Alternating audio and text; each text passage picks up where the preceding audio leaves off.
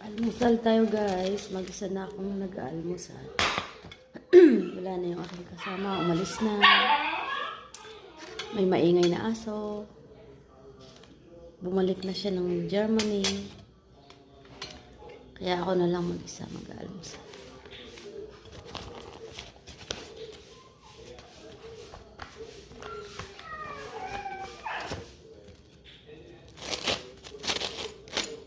Alamang ko ay itlog na prito. Saka may rino ako dito.